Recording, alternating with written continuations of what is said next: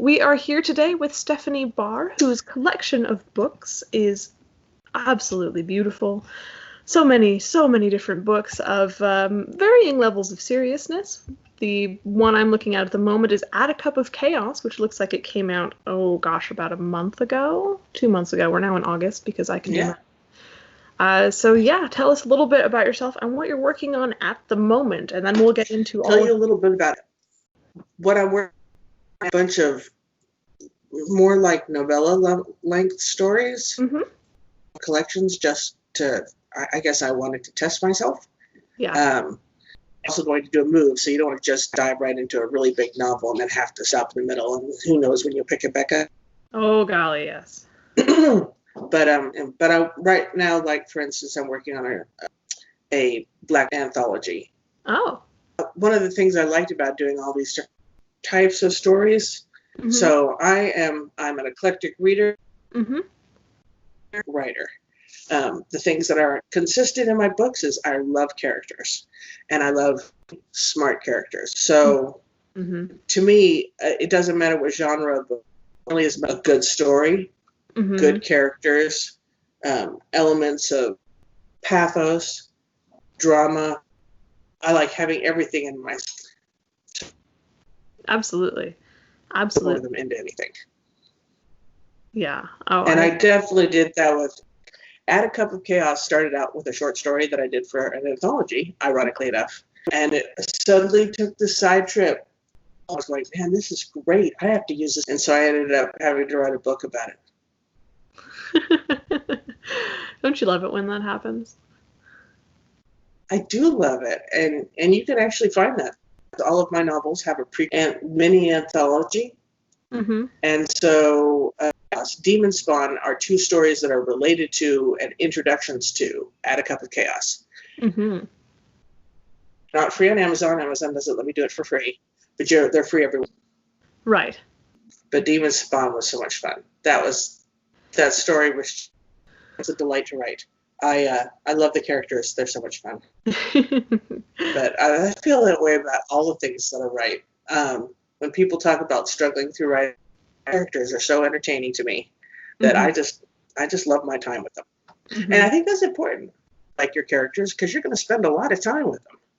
Well, yeah, that's presumably what we do as writers, is just spend time with the characters and see what sort of shenanigans happen. That's how I do it. I'm a total pantser. And I have never pantsed anything. I'm sprinting with a buddy of mine, and I'm going, well, I had no idea that was going to happen. Like, where did that come from? I have no idea. Riding along, and then poof, there it happened. Yeah. Always fun. Well, okay. I like to solve problems. Yeah. Causing problems, Go ahead with your solving question. Problems with your characters are always fun. Looks like you've got a great collection of wildly different situations that you've thrown these characters into. So how do you come up with, things like the library at Castle Harriet, which, that looks like fun. And then you get completely different sort of thing with the Demon Spawn story and Add a Cup of Chaos. It's all over the map, and it's great. I love playing What If. That's one of my favorite things to do. And whether something becomes a short story or a novel is how exciting it gets to be. Because Add a Cup of Chaos, I had the demon world, but I didn't have any characters particularly in mind when I started. I set up the characters, and in Demon, I've got a war between the Earth, the demons, that ended with several demons being stolen and imprisoned. And then the Earth thinking that they had eradicated the rest of the demons, whereas demon means a dimension traveler. They had just moved to a different dimension and had set up a new world. Oh. In Add a Cup of Chaos, the premise is aliens sent a big old Death Star beam at Earth that would have killed everything. Oh no. The remaining demons chose to use every bit of power they had enough to save the Earth, but it cost them their lives. The problem is the aliens are, and we're all out of demons. So how are you going to convince the demon world and save the Earth from the next time they throw a beam our way. Oh no. Oh. When there's just a little bit of tension between them. So my character's job is to try and convince the demon, and then they go through an adventure on how they're going to help, because it's not a simple question.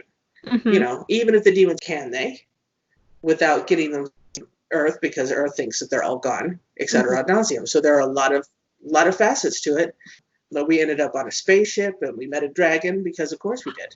And dragons and cats in all my books.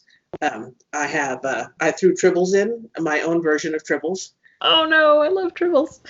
That ended up having pivotal points. I have man-sized bee-like animals, just all kinds of stuff going on. Yeah. And every time I turned around, I'd go, okay, myself into this sort of situation, and my sprinting buddies would go, how in the world are you going to get out of that? I'm like, all right, and I'd come up with a solution, because that's what I do. That's what I love to do, is find that looks like it's impossible, and then if you science fiction and fantasy, and one of the classic science fiction stories out there is Cold Equations, because it doesn't make any sense from a physics standpoint. Part of the story is, she has to be tossed out the airlock. Physics. Yeah. Is demanding. Well, physics is demanding. The problem is, because you launched with her, it's already too late. It was a nonsense story. You don't have to throw her out. You're all going to die anyway. But I can't just let it go. So I ended up writing a short story, which I haven't had published yet. But I wrote a short story, a stowaway, in a situation where it looks like the same as she points out, you can't be stupid enough to have so short a margin on all of everything that you'd have to throw me in. You don't if you're intelligent. That's just dumb. Right. But I ended up putting just as much danger. And my pilot was like, "You do, we're going to die." And she goes, "Well, no, we have these options. You need to calm down." And she's explaining different things that are very creative and outside of the box, but were plausible, because my day job is a rocket scientist. I wanted to use things that were doable, and I wanted to counter that notion that, okay, so yeah, it is very difficult, right, it's challenging and physical, but you could use them to your advantage. Right. And so I'm actually really proud of that story. So yeah, I like people out of tight spots, and I make them work for it. I want them to use their brain. I may have mentioned I love smart characters. I love smart characters. I love characters that solve problems. Yeah. Violence. I mean, there's plenty of violence in my books, but it isn't all violence, because I think the bad guy makes a lot more sense to me than out fighting them. I'm definitely on the brain side. Well, I can understand that. I mean, a lot of the times, as much as I do love so many different science fiction and fantasy stories, there's not a lot of logical thought going on. And I love logical thought. I like to use orbital mechanics in my science fiction. So my science fiction story book idea is about that. And it's about that. Actually, that was the hardest book for me to write, because I'm so smart. I had to come up with really, really smart problems. And then I had to think of an actual... almost busted my brain on that one. Oh. But it was a lot of fun, the dancing around and with issues that you have in space, how you work around them, and things I'd actually dealt with in my job. I got to inject some of that in there, and that was a lot. Yeah, I like that. Plus, I had my cats and dragons. I managed to squeeze those in. Well, my dragon in this case is an alien dog that's called a were-dog, and they didn't know it beforehand, but it breathes fire, so it's... And then I have a cat. I always have... Yeah. Sometimes I have several cats. Sometimes they're psychic, sometimes they're not, so sometimes they're telepathic, and sometimes they're not. Smoke, so it's Smoke and Dragon. But Smoke was not telepathic, but Smoke was bad. I had it taking out a couple bad guys, because it just becomes a whirlwind of teeth. And I think I respect cats an awful lot, because it's not just that they're cute and cuddly. You've got to get extra, but you're also a carnivore and a damn good one. Oh, yeah. As mine would love to remind me almost every second of the day. I have tons of fun writing my cat stories. Yeah. No, I actually have a book of just cat stories. Oh, really? And it is 20 cat stories by a rocket scientist, including a cat that saves a downed and I have a ghost kitty. Uh-huh. I have an unkillable kitty that there's a show out there, and it's about a samurai who was hired, a Ronin, out of work samurai. So hired, and he couldn't do it because it was so cute. And so there's apparently several adventures with this samurai, and it's slapstick, so it's my stupid meter, so I can't actually watch it. But the idea of being an assassin, I got a kitty, and not being able to do it because it was too cute, just grabbed hold of my brain. So I have a unkillable Mr. Whiskers. I have to admit, is probably my favorite in the whole. That's because I just found. And then I never write zombies. I wrote because I had seen a meme that had this, a kitten standing up on its hind legs. Once in a while they'll do something like that, trying to look aggressive. And someone had taken a picture of it and said, apocalypse would be so cute. And I'm like, all right, so I'm going to have to write that one. Oh. That's what it's called. It's the cutest zombie apocalypse ever. That's the name of it. So, yeah. Oh. I never know what's going to come out of my brain. Yeah, well, it's a sad. Oh, is it? Story in a lot of ways, because the story starts out with someone who a lot of serial killers start out attacking, and that's what this guy was. He decided he was going through town. Anytime he saw a cat, he'd take it and he'd go and kill it. Oh. So he had a huge number of. And I can tell you this because this is fun. Some of the kids who'd lost their kitty, and then they were going to get another kitten, and then that mother and the whole litter was taken, and so they ended up dying. Came to the village witch, basically, a herb witch that lives near the end of town, and they said, "Please, can you help us get our kitties back?"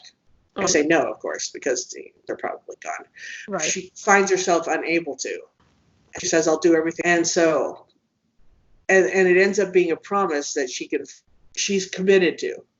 So she goes into her old books and finds the oldest book they have that was her great-great-grandmother's, written on vellum and stuff. And what the spell does is it calls up all the cats that have been killed. Oh, no. With all the cats in this town. And turns them into zombies.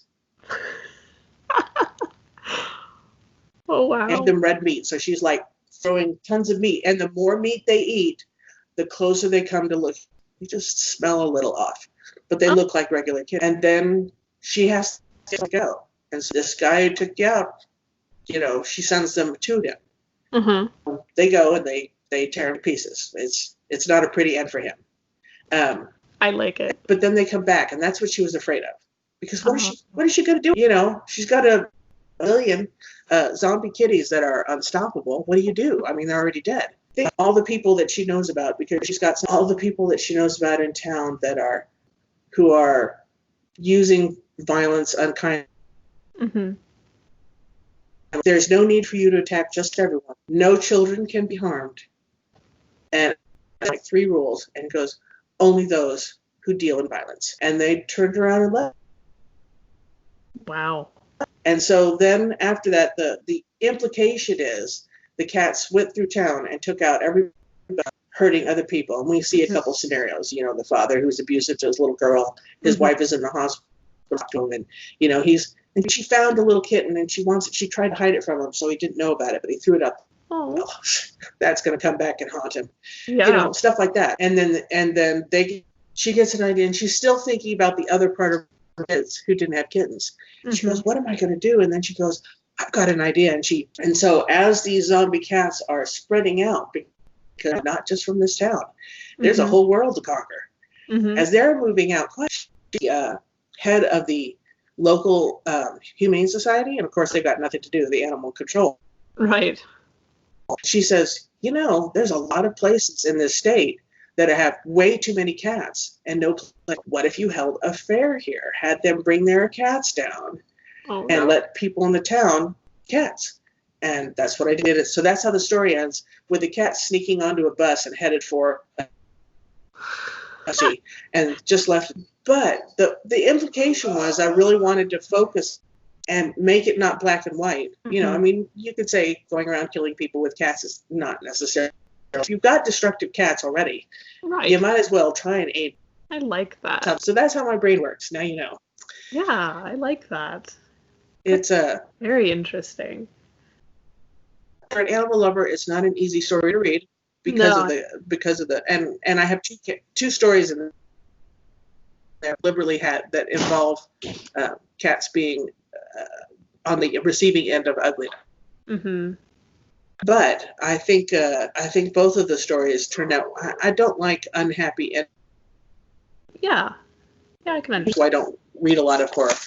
I don't like unhappy endings. I like to win. Mm-hmm. I like the good. I can't do it in real life, so I do it in fiction. Where I can definitely understand that one. Sometimes real life just needs that extra pizzazz with a happy ending. Cathartic to change things the way you want. You know, even if it starts out to do something and feel like that you can actually make a change is appealing. Yeah, absolutely. I did that with Catalyst. Catalyst was a cathartic book. Okay. Any of the books you had any particular curiosity about? I had one book in the... Yeah, okay. So the... which was Sword and Sorcery. Uh-huh. Okay, Sword and Sorcery. A little different from some of your other stuff. Genre. I have 3 books I consider kind of... And Curse de Genre is interesting because I played on... I wrote this when I was younger, of course. Uh-huh. It was my favorite ideas when I was a kid, which was variations on Amazon women. Uh-huh. Very empowered and tribal and all that. And so I have my genre women. They're very tribal and well, they're obviously feministic, but yeah, that's their thing. They can't have male children in a world where you're having a son and carrying on. You can't have women getting titles. So you basically, if you marry a genre, give up your birthright in order to do it. But they never seem to hurt for partners because they're kick. And I have a story extremely, and then I have interspersed in that are to the original genre, the one who started all this. And her background is really, as a teenager, she was captured by one of these marauding, and became one of his slaves. And used magic but he didn't use magic for anybody else. So if anybody else tried to sleep, all the things that she had to deal with. And I mean, this is one of the ones that at the time I was married to, and he's still one of my biggest brothers. He was like, "It's too dark. I can't stand it. It's horrible. How could you do this?" And in fact, I had a chat editor read it. She sent me a note back going, "You have no soul." So obviously it's bad, but I think it was important. I think it was important to understand that you can be driven so far our circumstances that I get frustrated with people who live in the where it's pretty benign compared to 1,000 years ago. And they go, "Oh, the Chinese used to drown facing famine. You're going to watch all of your kids starve to death, or you were an easy end for 1 or 2 of them, and maybe be able to survive." I mean, it's easy enough to judge, but that wasn't the situation for them. Right. And how dire sometimes the situations were where they make those judgments. And so I wanted to be in positions where they were watching characters they were sympathetic with, doing things that were true, but at the same time, at least, even if they didn't agree with them, understanding why they did it. Right. That's what I was doing in that. I love to do different perspectives.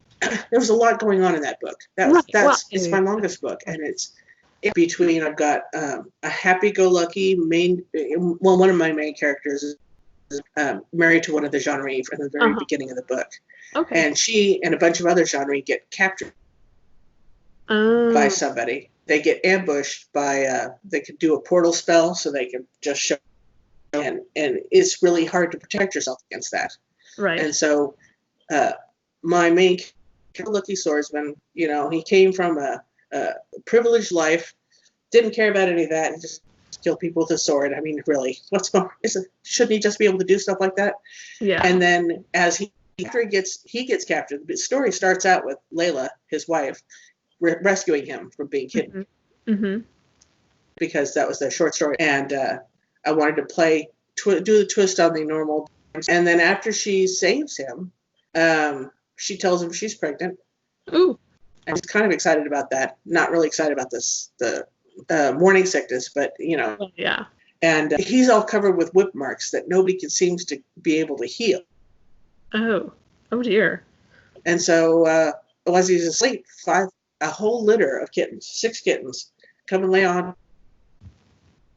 He's all healed up. It turns out the reason nobody could heal him is he's super magical. Only he didn't know it. He doesn't know anything about doing magic. He just wants to kill people with a sword. Is that so wrong? Oh dear. These kittens are talking to him all the time. All 6 of them. And follow him, wanting to put me in your bag. No, not with that kitten. This one now. Oh, sorry, I soiled your bag. You couldn't. There's humor in that. But when people get ambushed and Layla happened to have one of the kittens in her bag. Mm-hmm. So now you can find them using that kitten. Oh. So it started out when I was a whimsical thing. And then all of a sudden the pieces of all the things I wanted to do in the book all fell into place using the make it possible. He and a bunch of other husbands and other genre go and try and save him. And it's very uncomfortable. Mm-hmm. And get some responsibility, but at the same time he has to learn magic again, because you're not going to be an expert the same way. You have to use it as basically as you can, right? And he's unhappy episodes of the original genre because at least his sister-in-law thinks what goes behind the genre mindset, which is something that baffles him. Mm-hmm. And his wife is very proud and things like that. Mm-hmm. Is pregnant, which kind of throws off their whole plan. And so she does manage to escape because of people coming to the rescue. And I also love people who escape before you get there. I love protective men who don't actually. Yeah, it's always fun. But I mean, the whole story ends up being very complex.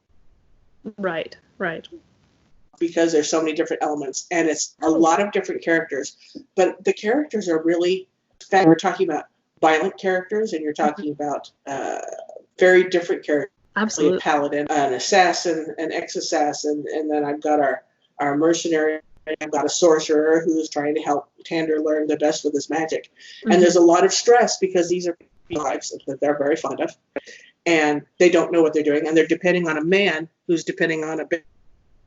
Oh no! And it's a man that they all knew as a swordsman, and now they're trying to wrap their mind around. The sorcery, and yeah. He also does magic, and some of them are pretty sneery when it comes to magic, Oops. And so there's a lot of complexity in that, which I love. I love complex. Oh, absolutely. To me, that's the fun part of writing. The fun part of writing is through dialogue. So let's you go. I love doing that. That's definitely one of my most favorite pieces. And usually once people reach they're hooked because the kids they make the story. Well, I mean, they're important to the story, but they're also funny. Yes, yeah. Sometimes you need to break up all of the seriousness and the problems with a bit of levity, and kittens are a great way to do that. I love humor. I think humor can go into anything. Even serious books can do well. Absolutely. It's full of stress and frustration and drama. Yeah. And humor. And humor is what keeps you going. Absolutely. Got to keep that sense of humor. So I like it all. I won't lie. I like it all. I can understand that completely. I wanted all my books. So that's one of my epic fantasies. Mm-hmm. Well, which is also set in an epic fantasy historical world. And a book called The Taming of Draco Morsus, which is my dabbling with making my own pantheon. I love. Ooh. technology, loved it. And so I made my own pantheon, and I have interactions with the god. It's a smaller pantheon. It doesn't have hundreds and hundreds, and it's got basically 8 gods. But we have our main character, and our main character is Draco Morsis. They did not share his power. Mm-hmm. But he's a mage. He was, so that intrigued a dragon, and so the dragon raised him. And then when he was grown up, he tried to go out and try and see how men were, and men were basically like, well, you're powerful, so we'd like to use you. I'm not really into that. They're going, oh, well, then you must be evil. We'll have to kill you. Oh, so great. he ended up in this mountain alone with his Black Panther, because of course, and his crow. Those are his 3 familiars. Mm-hmm. And he figures his castle is pretty inaccessible. Mm-hmm.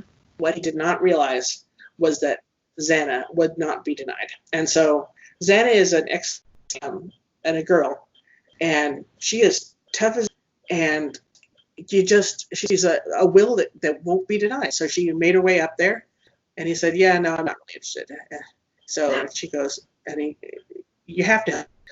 And he goes, okay, well, I could kick you out this mountain anytime. No, he could actually do it. And then she almost expired, and everything else. And he can't bring himself to let her die, so he saves her. Mm-hmm. And what she really wants is for him to get involved in this war between the gods. That is, and the more worse it sounds, the less he wants to get involved. I can understand. So Xana says, well, I'll just go take care of it myself. No, I promise to save. I promise to protect you, even from yourself, to decide that. So that's one of their little things of conflict. But they do love each other, and they knew that. Mm-hmm. And then once she's absolutely loves her, and vice versa, she manages to escape, and now he has no choice. So she leads him to hell. Oh no! And I think one of my favorite characters in the whole book. I can't remember what his name is. I'm terrible with names, but he's the god of death and torment. Ooh. And she only comes down, there's much like the Persephone story, but yeah, do love each other. Yeah. And she only comes down for half the year though, because she likes everything else.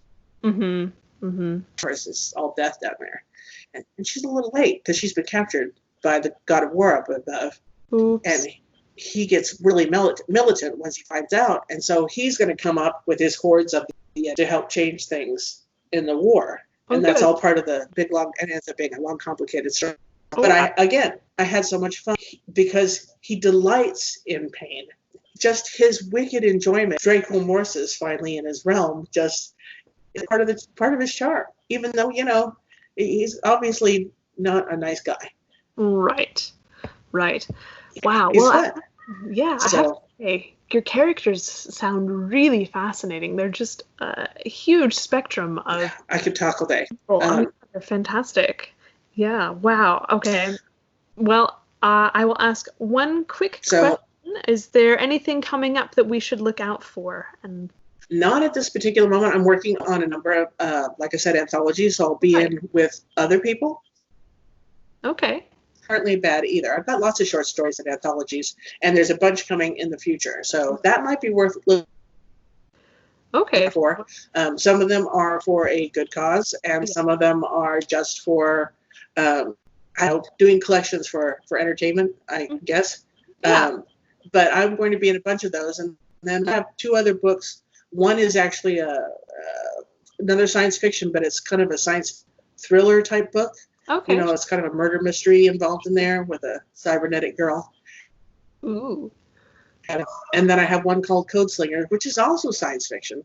Mm-hmm. That is, we get to do some space fighting. So that's fun. I have some of my short story characters. One of them, I have 2 children who are on the spectrum. Mm-hmm. My son is nonverbal, and Hans Cato he's limited. He only speaks in like 1 or 2 word sentences. Oh, I like that. And he's a genius when it comes to science. He just doesn't want people bugging him. Just not a people person. That's I can understand. He's not a people person. You can find that in Legacy. The story I'm working on now has a character based on. So I like to some of the kids that are on the spectrum. I think that's important that they are also characterized. Absolutely. interested in people who are an anthology that I put together. So it's not just me, it's other people, called Challenge Accepted, where all of the main characters had to have a disability. Mm-hmm. And we didn't get to technological away their disability. They had to actually have the disability and be the ones to solve the problem. Oh. Saved. They had to save the situation. I like that. I like that too. That's where my blind space pilot is, and that sounds incredibly insane, but it's really not. No, it sounds wonderful and very intriguing because there's a whole nother, problem to be explored. That's right, and all the proceeds from Challenge Accepted go to Special Olympics. Okay, very exciting, very exciting. Well, it has been absolutely fantastic talking with you. So thank you so much for doing this. Okay. I love talking about my books. As you can see, it was really hard to get me to shut up so you could ask a question. Not a problem. I love talking about them, and I love talking about the characters because I love to. Thank you for the opportunity. Well, have a fantastic day, and don't cause too much trouble. I will. I'll try. That's the best I can hope for. Alrighty, well, I shall talk to you soon, and I hope to read some of your books in the very near future.